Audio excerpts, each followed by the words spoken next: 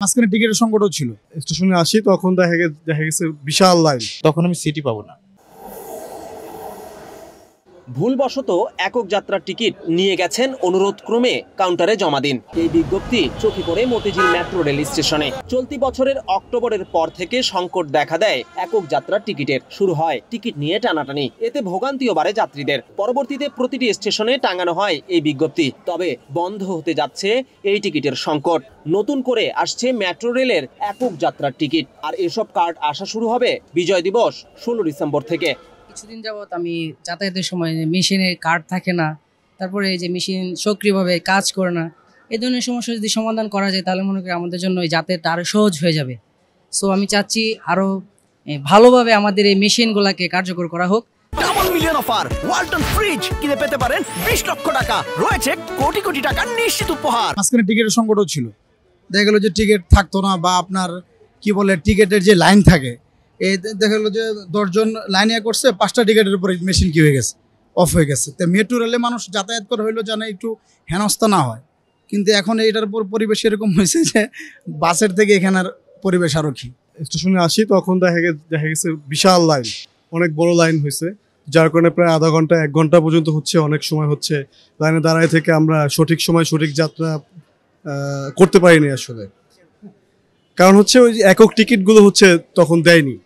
Dhaka mass transit company limited বা DMTCL সূত্রে জানা গেছে, এই বাহন চালু হওয়ার পর স্টেশনগুলো 2,68,441টি একক যাত্রার টিকিট বা কার্ড দেওয়া হয়েছিল। কিন্তু 1 বছর 9 মাস পর জানানো হয় হারিয়ে গেছে 2 লাখেরও বেশি একক যাত্রার টিকিট।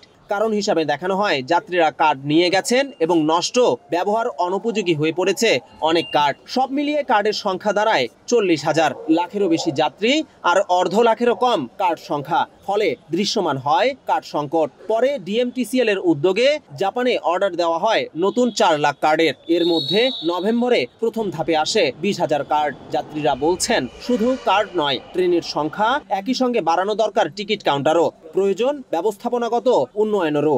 এখন হয়তো অফিস আওয়ার চলতেছে, অফিস শেষ হবে হয়তো 1 ঘন্টা পরে, তখন কিন্তু প্রেশারটা বেশি থাকবে, তখন হচ্ছে চাপটা বেশি থাকবে, তখন এখানে আপনি হয়তো দাঁড়াইতেই পারবেন না আর কি। সিট আমি যে ঢাকা বিশ্ববিদ্যালয়ে যাব সিট পাচ্ছি, বাট তখন আমি সিটই পাবো না। এটা সমাধান আনা দরকার। তো সমাধানের ক্ষেত্রে সেক্ষেত্রে ট্রেনের সংখ্যাটা আরো বাড়াইতে হবে। এখন 10 মিনিট অন্তর অন্তর আছে, সেটা 5 মিনিট অন্তর অন্তর করা যায়, তাহলে আমার মনে হয় সংখ্যা কেটে উঠবে, বিশেষ করে অফিস টাইমে। লম্বা লাইন ধরতে হয়, যদি আরো কয়েকটা গেট দিত তারা, তাহলে আর একটু সুবিধা হতো। আমি তো নিয়মিত যাতায়াত করি 10 নম্বর থেকে মতিঝিল, এটা অনেক দিন যাবত। মানে এই যেমন টিকিট এখানে করতে আসলে মেশিন একটার পর একটা কি থাকে, ডিস্টার্ব থাকে।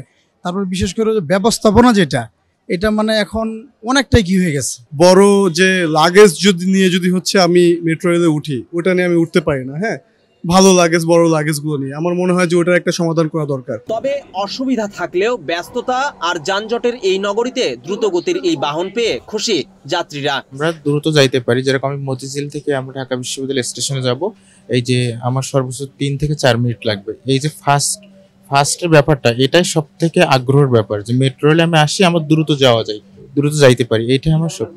অনেক ভালো সুবিধা দিয়েছে। এই যে আমি মিরপুর 10 থেকে আসলাম মতিঝিলে, তাহলে আগে আমার 2 ঘন্টা সময় ওয়েস্ট হইতো, এখন সেখানে আমার 30 মিনিটে আমি যাতায়াত করতে পারতেছি। এটা ভালো একটা মানে হয়েছে।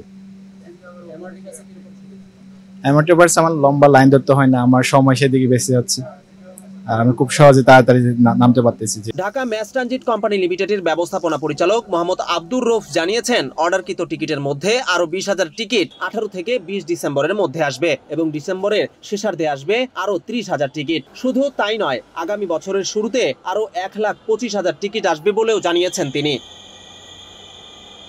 বিজন কুমার, বাংলাদেশ প্রতিদিন।